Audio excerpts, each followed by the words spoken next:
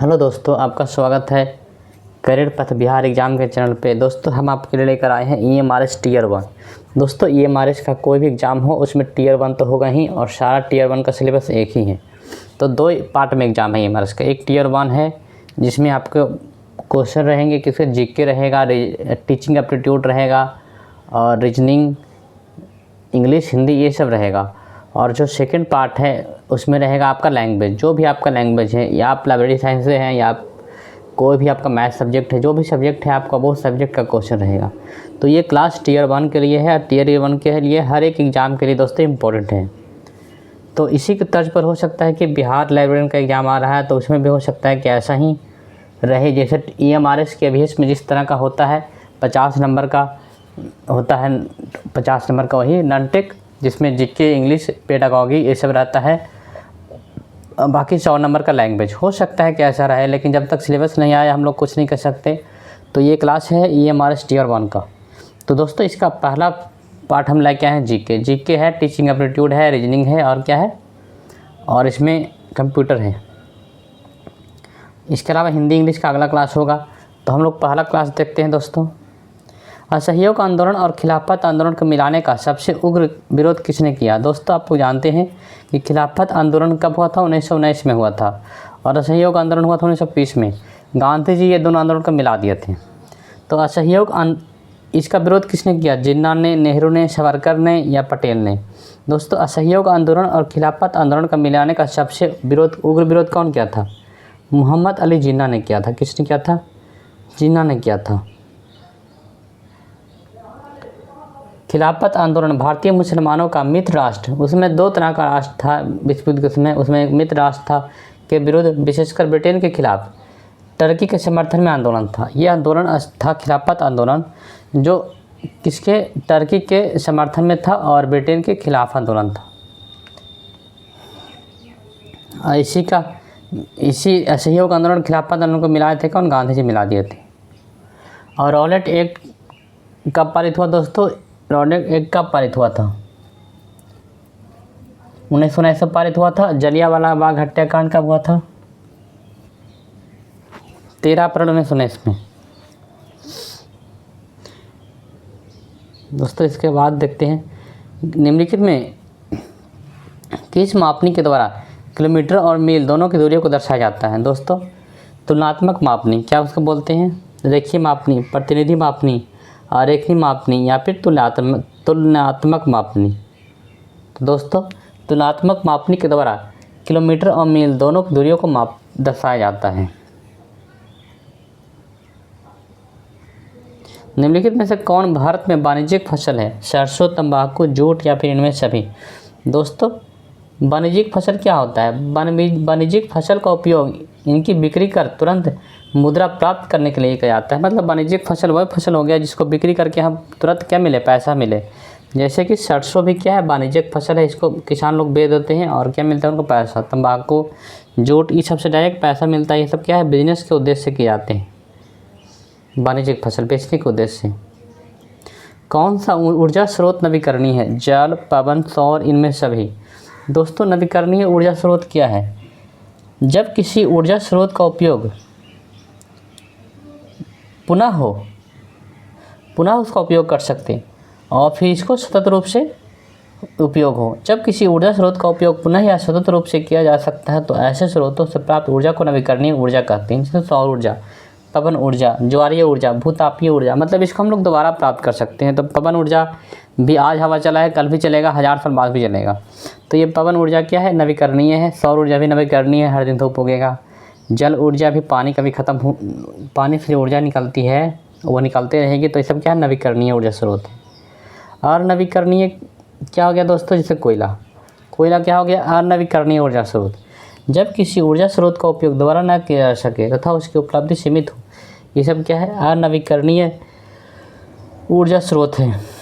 कैसा दोस्तों? अनवीकरणीय कोयला हो गया, ऑप्शन नंबर बी, जो कि सी की जगह पे रखा गया। निम्नलिखित में से किस एक को भारत में बीसी उल्टा हो गया एक दो जगह। निम्नलिखित में से किस एक को भारत में वैश्वीकरण का सबसे कम लाभ हुआ है? दोस्तों देखिए यहाँ पे पहले ए हो गया, फिर सी हो गया, फिर बी हो गया, फिर डी हो गया। तो आप लोग समझिएगा कि बी जो ऑप्शन है वो बी ही है, सी जो है वो सी ही है, ऐसा नहीं कि सी बी है। जो ऑप्शन जी लिखा हुआ है, सी में सेवा लिखा हो तो सी में सेवा ही होगा, और बी में औद्योगिक लिखा हो तो बी में औद्योगिक होगा। एक दो क्वेश्चन ऊपर नीचे हो जाता है टाइप करने में। निम्नलिखित में से किस एक को भारत में वैश्वीकरण का सबसे कम लाभ हुआ, कृषि को या सेवा को, औद्योगिक क्षेत्र को या माध्यमिक क्षेत्र को? दोस्तों वैश्वीकरण का सबसे ज़्यादा लाभ हुआ है सेवा को, और सबसे कम कृषि क्षेत्र को भारत में वैश्वीकरण का सबसे कम लाभ हुआ है। कृषि क्षेत्र में कम निवेश के कारण अधिक लाभ नहीं मिलता है। कृषि में क्या है, निवेश कम है, निवेश कम है, इससे क्या है, कम लाभ ही हो रहा है। और सबके मुकाबले कृषि में निवेश कम है। कांडला पतन किस राज्य में है? कांडला पतन कहाँ है? पश्चिम बंगाल, महाराष्ट्र, गुजरात या गोवा? कांडला पतन दोस्तों किस राज्य में है? गुजरात में है। कांडला पतन कहाँ है दोस्तों? गुजरात राज्य में स्थित है। कांडला बंदरगाह।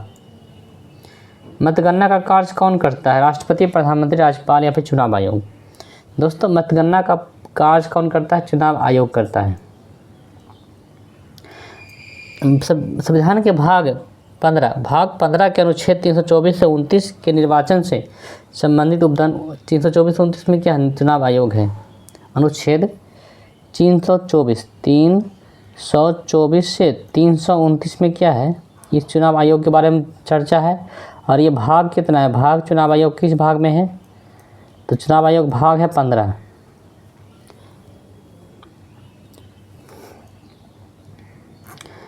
निम्नलिखित में कौन एक राजनीतिक अधिकार नहीं है? मतदान करने का अधिकार क्या है,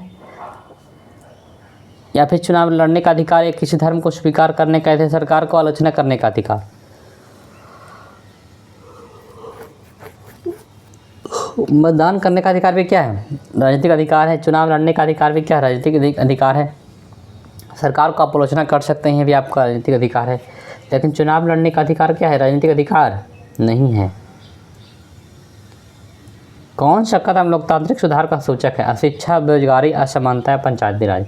लोकतांत्रिक सुधार का सूचक क्या है? पंचायती राज है दोस्तों।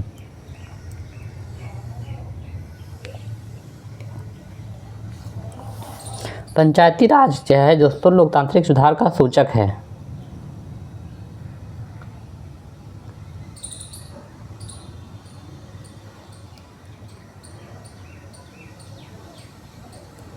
अगला, इसके बाद करंट अफेयर आते हैं। करंट अफेयर भी आपके लिए कुछ हम लाए हैं क्योंकि सिलेबस में था। भारत के नवनिर्वाचित उपराष्ट्रपति 2025 में कौन बने हैं? कौन बने दोस्तों? सीपी राधाकृष्णन। सीपी राधाकृष्णन बने हैं भारत के नवनिर्वाचित उपराष्ट्रपति। G20 2025 की मेजबानी किस देश ने की है? भारत, दक्षिण अफ्रीका, अमेरिका या फिर सऊदी अरब? दोस्तों इसमें देखिए टिक करके लाए हम आपके लिए। तो ये दक्षिण अफ्रीका में क्या हुआ था? G20 2025। हाल ही में अंतर्राष्ट्रीय साक्षरता दिवस 2025 की थीम क्या है? प्रमोटिंग लिटरेसी इन डिजिटल एरा। अंतर्राष्ट्रीय साक्षरता दिवस, इंटरनेशनल लिटरेसी डे 2025 की थीम क्या है? प्रमोटिंग लिटरेसी इन डिजिटल एरा।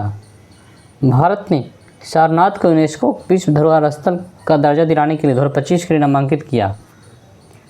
सारनाथ किस राज्य में स्थित है? सारनाथ किस राज्य में है दोस्तों? सारनाथ कहाँ है? उत्तर प्रदेश में। सारनाथ के बारे में एक चीज़ आप जानते होंगे,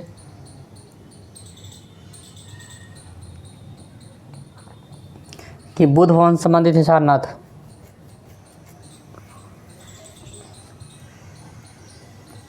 (2024) को साहित्य के लिए पुरस्कार किसी में 2025 में दोस्तों किसी को नहीं मिला है। साहित्य का पुरस्कार जो है EMRS लाइब्रेरी हो, EMRS का एग्ज़ाम हो, KVS का एग्ज़ाम हो, चाहे शिक्षा का एग्ज़ाम हो, उसमें साहित्य नोबेल पुरस्कार इम्पोर्टेंट हो जाता है।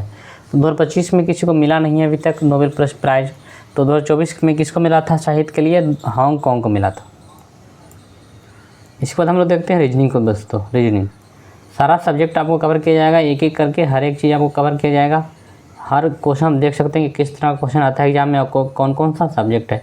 इसके बाद आपका पेडागॉजी में कैसे भी क्वेश्चन हम लाए हैं। एक व्यक्ति पूरब की ओर चलती हुई दक्षिणावर्त मतलब क्लॉकवाइज। दक्षिणावर्त को इंग्लिश में हिंदी क्या करते हैं?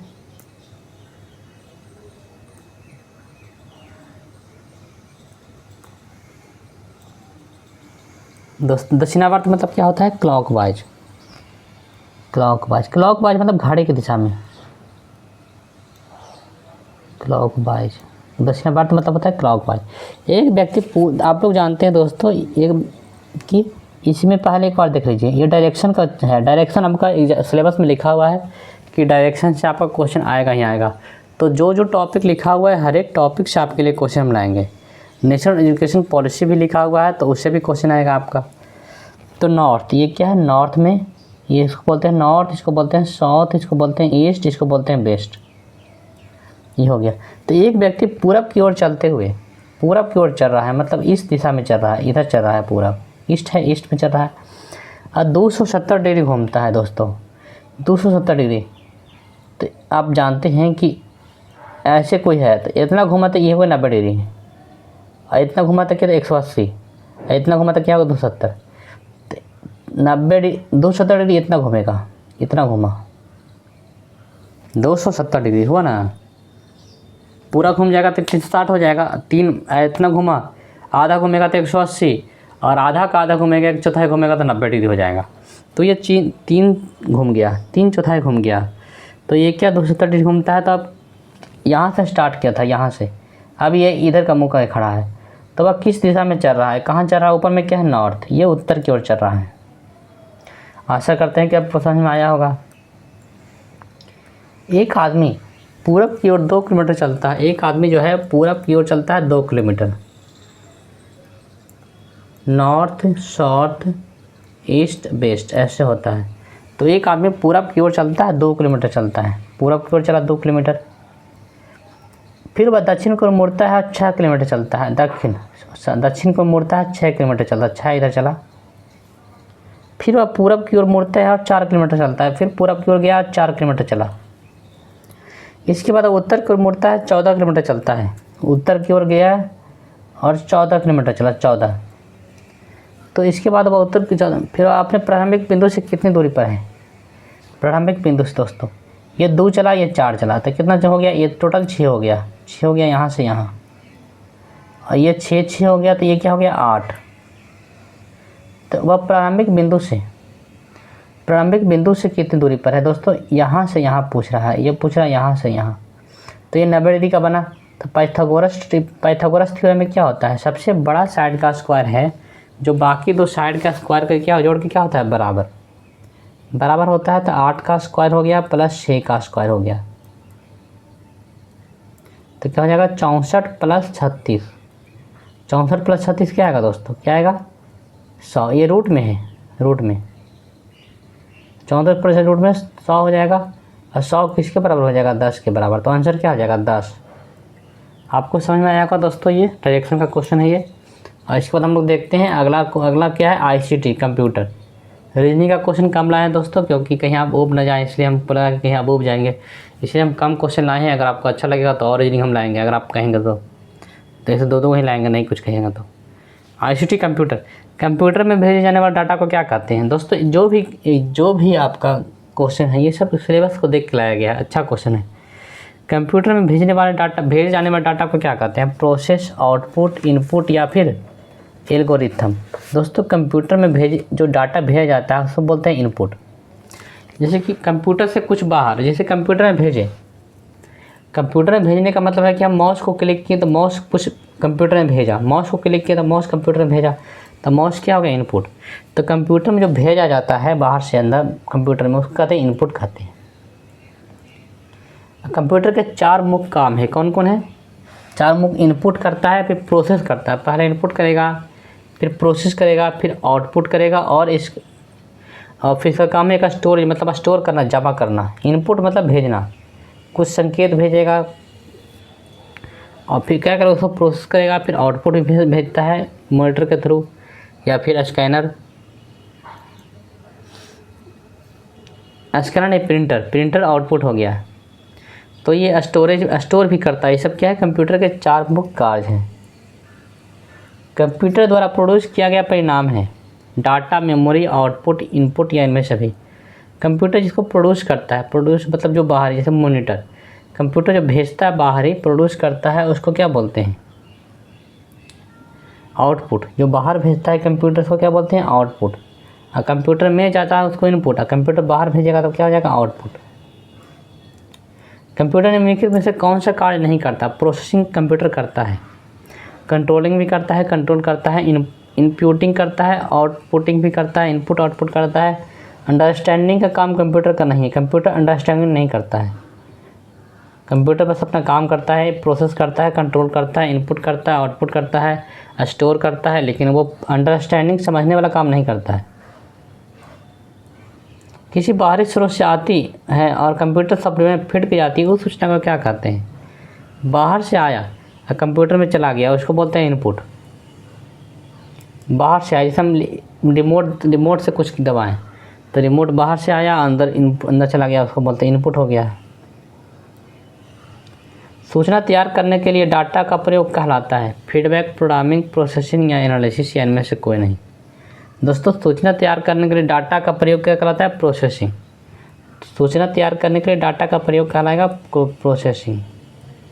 और डाटा क्या है दोस्तों? डाटा है मतलब डाटा हो गया जो अव्यवस्थित हो गया। अव्यवस्थित जैसे कि कोई भी चीज़ है अव्यवस्थित है, मतलब कुछ लिखा हुआ है जो जहाँ तहाँ से लिखा हुआ है, लेकिन हम उसको बढ़िया सजाएंगे तो इन्फॉर्मेशन बनेगा वो।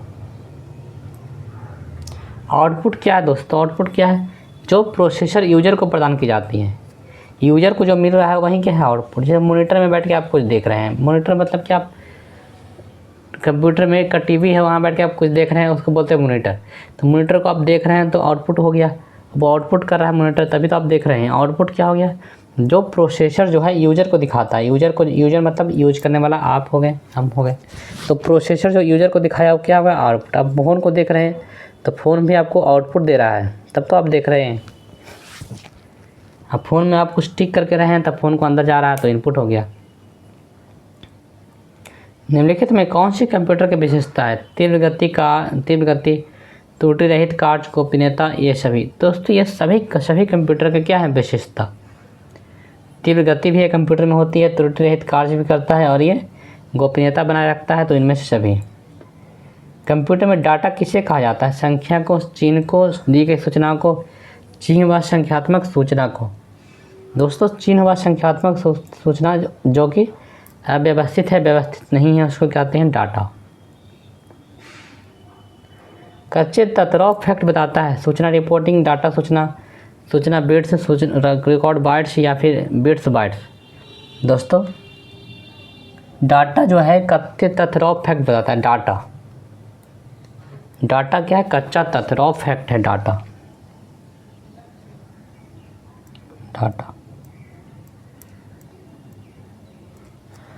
जबकि डाटा से क्या बनता है? सूचना बनता है। डाटा से ही सूचना बनता है। डाटा को सरिया देंगे, अच्छे से कर देंगे तो सूचना बन जाएगा। तो सूचना से क्या होता है? अर्थपूर्ण बन जाता है। अगला टीचिंग एप्टीट्यूड का क्वेश्चन है दोस्तों। ये क्वेश्चन बहुत ही हार्ड हो जाएगा, तो आपके लिए हम ये दो शब्द दोनों लाएँ। टीचिंग एप्टीट्यूड आप सोचेंगे कि हम सिर्फ हिंदी पढ़ना तो नहीं हो सकता है, आपको दोनों का समझना है टीचिंग एप्टीट्यूड को, तो आपको दोनों का दोनों लैंग्वेज पढ़ना पड़ेगा। ऐसे हिंदी लैंग्वेज बहुत हार्ड है सबका। टीचिंग एप्टीट्यूड हो गया, ये सब यूजीसी नेट हो गया, ये सब का हिंदी लैंग्वेज इतना हार्ड होता है कि समझ में नहीं आता है कि क्या है वो। तो इसको हम लोग इंग्लिश में पढ़ेंगे तो हम लोग को बहुत हेल्प मिलेगा। ऐसा नहीं कि हम इंग्लिश हिंदी पढ़ेंगे तो हम टोटल समझ जाएंगे, लेकिन हमको बहुत हेल्प मिलेगा। दोनों का दोनों सब्जेक्ट, दोनों लैंग्वेज रहेगा तो हम टीचिंग एप्टीट्यूड आपका इंग्लिश हिंदी दोनों में करेंगे। साथ शिक्षा मतलब कोई एजुकेशन में आप क्या नहीं करेंगे, मतलब साथ साथ शिक्षा देना है तो आपको क्या नहीं करना है। लड़कियां और लड़कों की अलग अलग पंक्तियाँ, तो क्या आपको साथ साथ पढ़ाना है? तो क्या लड़कियों की अलग अलग पंक्तियाँ बनाएंगे, या फिर आप लड़कियों से लड़कों को प्राथमिकता देंगे? सबको लेकर चलना है। यदि आप किसी की वरीयता नहीं देते हैं, आपका लहजा अनुसार सलूक करेंगे, you will behave according to your tone. या फिर you don't give preference to anyone, कि आप किसी को भी प्रेफरेंस नहीं दोगे, ये तो गलत बात हो जाएगा, क्योंकि आप सह शिक्षा की बात कर रहे हैं, को एजुकेशन की बात कर रहे हैं, सबको साथ लेकर चलने की बात कर रहे हैं, तो आप किसी के वरीयता नहीं देंगे, ये गलत है। आप लहजा अनुसार सलूक करेंगे, you will behave according to your tone, ये भी गलत है। अपना टोन में बात करना, सबको लेकर चलना है। लड़की और लड़कियों की अलग पंक्तियाँ, या फिर आप लड़कियों से लड़कों को प्राथमिकता, ये आपको नहीं करना है। ये आपको नहीं करना है, ये एकदम नहीं करना है, क्योंकि आप लड़कियों से लड़कों को प्राथमिकता देंगे तो ये भेदभाव वाली बात हो जाएगी। उसके मन में क्या आ जाएगा? भेदभाव। तो आपको अपने तो अनुसार नहीं सोचना, ये सिलेबस है, इस सिलेबस में जो पढ़ना है उसी के अनुसार सोचिए। तो आपको भेदभाव ना हो, इसके लिए आप लड़के और लड़कियों में किसी को प्राथमिकता नहीं देंगे, दोनों को इक्वल रखेंगे। तो सहशिक्षा, तो इसका आंसर 2 नंबर हो जाएगा। तो सहशिक्षा हो गया, को एजुकेशन देते समय हम विद्यार्थियों के साथ कभी भेदभाव नहीं करेंगे। भेदभाव करने से विद्यार्थियों के अंदर मतभेद की स्थिति उत्पन्न हो जाती है। क्रेमशर के अनुसार पिकनिक प्रकार के व्यक्तित्व वाले व्यक्ति की विशेषता क्या है? जो पिकनिक प्रकार हैं, according to Kretschmer a person with a pyknic personality type of character. Pyknic personality मतलब जो बहुत घुल मिल के रहते हैं सबसे, तो वो सामाजिक तो होंगे ही होंगे, सामाजिक होंगे और वो बहुमुखी होंगे, एक्सट्रोवर्ट होंगे, सोशल होंगे, एक्सट्रोवर्ट होंगे, सबसे मिलेंगे और सोशिएबल होंगे, सामाजिक मिलनसार होंगे। वही आदमी क्या है पिकनिक प्रकार का, मतलब कि वो सोशल आदमी है, एक हंसी मजाक करता है, एक्सट्रोवर्ट है, सबसे बात करता है और मिलनसार भी आदमी हो गया, तो उसी को बोलते हैं पिकनिक प्रकार का। एक आदमी हो गया जो किसी से नहीं मिल रहा है, किसी से बोलता बहुत कम है, मिलता किसी से नहीं है, कहीं घूमने जाता है, वो पिकनिक प्रकार का नहीं है। पियाजे के अधिगम, अधिगम मतलब क्या होता है? लर्निंग। अकॉर्डिंग टू पियाजे cognitive theory of learning the process of which cognitive structure of modified called. दोस्तों, पियाजे के अधिगम के संज्ञात्मक सिद्धांत के अनुसार वह प्रक्रिया जिसके द्वारा संज्ञात्मक संरचना को संशोधित किया जाता है कहलाती है। इसका आंसर होगा समायोजन, एडजस्टमेंट। दोस्तों, संज्ञानात्मक सिद्धांत क्या हो गया? संज्ञानात्मक सिद्धांत हो गया दोस्तों जिसमें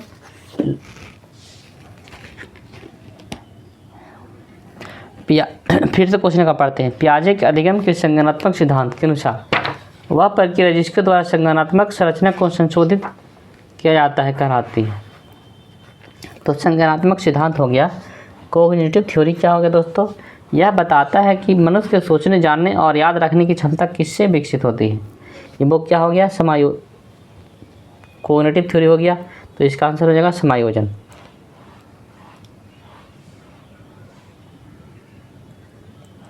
बंदूरा के सामाजिक अधिगमों की सृजना का सही क्रम क्या है? बंदूरा जी थे, वो क्या दिए थे? बालक के बारे में बताए थे कि बालक जैसा दूसरों को व्यवहार देखता है उसी प्रकार करता है बालक। तो बालक क्या क्या करता है? बालक करता है दोस्तों, सबसे पहले अवलोकन करेगा, ऑब्जर्व करता है बालक। सबसे पहले क्या करता है? जब बालक होता है छोटा सा, वो ऑब्जर्व करता है, फिर अटेंशन उसका जाता है, फिर परपेचुअल, फिर इंडक्टिव। इसको याद करना है आपको कि सामाजिक अधिगम के चरणों का सही क्रम क्या है? Observational, attention, perpetual and inductive. तो अपनी प्रमुख पुस्तक बोबो डॉल जो लिखे थे बंदूरा, उसमें जैसे बताएं कि बच्चा बालक जैसा दूसरे को देखता है उसी प्रकार नकल करता है, तो उसी पर ये सही क्रम बताए हैं, लर्निंग का सही क्रम। यदि एक बालक की वास्तविक आयु 12 वर्ष है तथा उसकी बुद्धि लब्धि स्तर 75 है, तो उसकी मानसिक आयु क्या होगी? तो वास्तविक आयु क्या है? जो 12, बुद्धि लब्धि क्या है? 15। तो मानसिक आयु बराबर क्या होता है? मानसिक आयु बराबर होता है, दोनों को गुना करिए, 12 गुना 15, 12 गुना 75 बटे 100। तो 15 पचे 75, 20 बचे 100, 4 पचे 20, 3 पचे 15, 4 तिया 12, तो क्या हो जाएगा दोस्तों? 3 हो जाएगा, 3 तिया 9, क्या हो जाएगा? 9 वर्ष।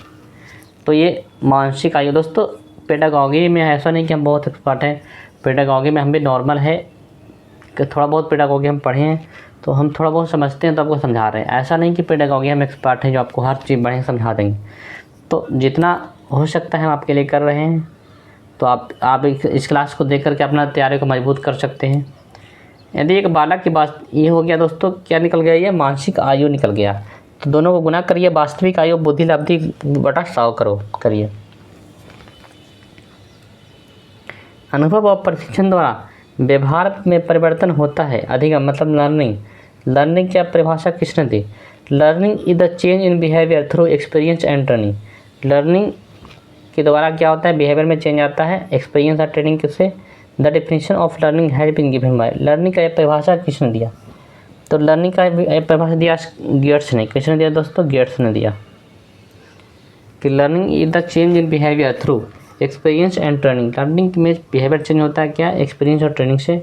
इसको दिया गेट्स के द्वारा दिया गया। ये प्रगतिवादी सिद्धांत। दोस्तों, ये टीचिंग एप्टीट्यूड है, ये अगर आपको बिहार के एग्ज़ाम में, बिहार लाइब्रेरी के एग्ज़ाम में आ गया तो ये उसका भी है, ऐसा नहीं कि बस EMRS लाइब्रेरी का है या फिर EMRS का है। ये अगर बिहार में पेडागॉजी सिलेबस में आएगा तो उसका भी है, ये यही सब आएगा।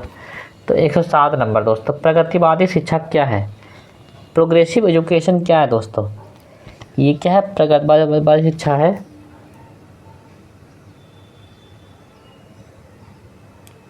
दोस्तों, प्रगतिवादी शिक्षा। ये क्वेश्चन बहुत बड़ा हो गया, इतना बड़ा हो गया कि प्रगतिवादी शिक्षा मतलब प्रोग्रेसिव एजुकेशन क्या होगा? Is based on the principle of condition and reinforcement. एक कंडीशन होगा, इसमें कंडीशन रिफॉर्मेशमेंट होगा, पुनर्बलन होगा, ये सब नहीं होगा दोस्तों। कंडीशन नहीं होगा प्रगतिवादी शिक्षा में, कोई कंडीशन नहीं। पाठ सरकार का कहना है, जैसे कि NEP के द्वारा, कि प्रगतिवादी शिक्षा में लोगों को क्या करना चाहिए? प्रॉब्लम सॉल्विंग होना चाहिए, टीचर को प्रॉब्लम सॉल्विंग होना चाहिए और बच्चा लोग से मित्रवत व्यवहार करना चाहिए। तो उसी के थ्रू, उसी के ध्यान में रख के हम देखेंगे प्रगतिवादी शिक्षा।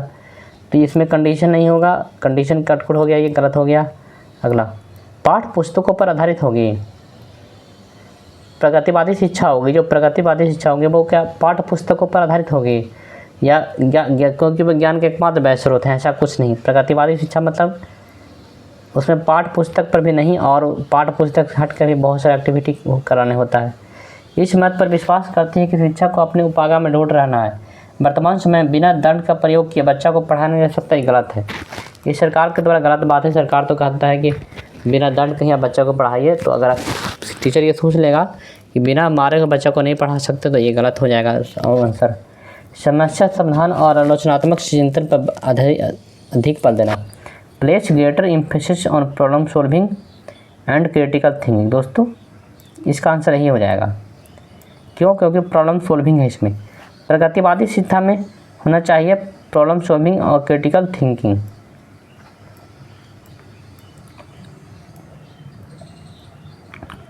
विद्यार्थियों में वैज्ञानिक अभिवृत्ति का विकास करने के लिए एक विज्ञान अध्यापक को चाहिए कि वह नहीं करे। To develop scientific attitude among student a science teacher should. वैज्ञानिक अभिवृत्ति है टीचर विद्यार्थियों में, जो कि क्या हो गया, साइंटिफिक एटीट्यूड विकसित करने के लिए टीचर को क्या नहीं करना चाहिए? शिक्षक केंद्रित शिक्षा विधि का प्रयोग। अगर विद्यार्थी का विकास करना है तो उसको खुला छोड़ देना पड़ेगा, और खुला छोड़ देना पड़ेगा तो शिक्षक केंद्रित नहीं होगा। ऐसा नहीं कि शिक्षक जो कह रहे हैं वही मानेगा बच्चा। अगर ऐसा हो गया कि शिक्षक के कहने पर बच्चा ही सारा बात मानेगा तो वो वैज्ञानिक विधि नहीं हुआ, वो तो टीचर सेंट्रिक हो गया। पाठ सहगामी क्रियाओं का आयोजन, ये ठीक थोड़ा लग रहा है ना?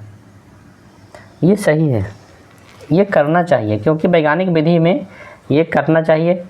और शिक्षक का नवाचार विधियों का प्रयोग, नवाचार विधि भी, नया विधि भी शिक्षक को बताना चाहिए। शिक्षण के नया विधि कराना चाहिए। विद्यार्थियों को उत्सुकता को शांत करना।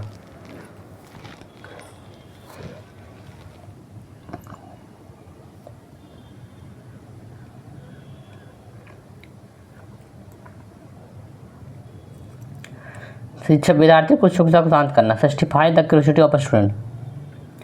क्या नहीं करे तो एक ही हो गया, ऑप्शन नंबर ए। शिक्षण केंद्रित नहीं करना चाहिए क्योंकि विकास करना है बच्चों को, वैज्ञानिक विकास करना, तो ये नहीं करना चाहिए। तो ऑप्शन नंबर ए इसका आंसर हो जाएगा। क्या हो जाएगा? ऑप्शन नंबर इसका आंसर ए हो जाएगा। ए इसका आंसर हो जाएगा दोस्तों, क्योंकि यही नहीं करना चाहिए। ऑप्शन नंबर ए ही इसका आंसर हो गया। आगे, बालक में तर्क शक्ति मतलब रीजनिंग के विकास के लिए उपयुक्त विषय है। The suitable subject for developing reasoning power in a child is. तर्क शक्ति मतलब दिमागी विकास के लिए बच्चा में क्या करना चाहिए दोस्तों? उसको क्या पढ़ना चाहिए? हिंदी, अंग्रेजी, संस्कृत या विज्ञान? दोस्तों हिंदी, संस्कृत, अंग्रेजी भाषा है, सब भाषा, ये सब लैंग्वेज है। और जो छात्रों को क्या भाषिक विकास मतलब भाषा का विकास होगा। हिंदी पढ़ेंगे आपको तो हिंदी भाषा आएगा, अंग्रेजी पढ़ेंगे तो अंग्रेजी भाषा आएगा, संस्कृत पढ़ेंगे तो संस्कृत भाषा आएगा। लेकिन अगर आप विज्ञान पढ़ेंगे, साइंस पढ़ेंगे तो आपको क्या होगा? तर्क शक्ति, सोचने समझने की शक्ति बढ़ेगी। तो तर्क शक्ति विकास के लिए क्या पढ़ना चाहिए? विज्ञान पढ़ना चाहिए। पाठचर्या है, करिकुलम क्या है? करिकुलम जो होता है दोस्तों, यहाँ पाठचर्या क्या होता है? एक पाठ्य पुस्तक है नहीं, पाठ्य पुस्तक होता है करिकुलम में। रूटीन क्या होता है? जो मतलब सिलेबस। सॉरी, करिकुलम मतलब रूटीन नहीं, सिलेबस होता है, सिलेबस। तो शिक्षकों को क्या करना है और क्या नहीं करना है, ये किताब है ऐसा नहीं है। सिलेबस होता है वो करिकुलम, मतलब अध्ययन का एक कार्यक्रम है। अध्ययन का कार्यक्रम ही हो गया पाठचर्या। पाठचर्या अध्ययन का कार्यक्रम ही हो गया, लर्निंग का कार्यक्रम हो गया। कुशल आलोचनाओं का किताब नहीं, ऐसा कुछ नहीं, आलोचना किताब नहीं। करिकुलम क्या है? अध्ययन का एक कार्यक्रम है। दोस्तों आशा करते हैं कि आपको अच्छा लगा होगा। बाकी का चीज़ छूट गया है, हिंदी, इंग्लिश और नेशनल एजुकेशन पॉलिसी 2020। तो दोस्तों ये तीनों का क्वेश्चन अगला सीरीज में आपके लिए लेकर आएंगे। और आप हमारे चैनल पर बने रहिए, आपका क्यूज भी कराया जाएगा और आपका क्लास भी लिया जाएगा दोस्तों। तो अच्छा लगे तो आपको सब्सक्राइब जरूर करें और अपने दोस्तों को शेयर करें दोस्तों। और ये इसमें हम हिंदी पढ़ा रहे हैं तो ये हमारे के लिए भी इम्पोर्टेंट है। और भी कोई भी सब्जेक्ट जिसमें हिंदी पूछता है, कंप्यूटर पूछता है, तो ये सब के लिए क्या है, ये इम्पोर्टेंट है। तो आपको अच्छा लगे तो क्लास ज़रूर देखिए दोस्तों। हम लोग अगले सेशन में आपसे फिर मिलेंगे। Bye bye.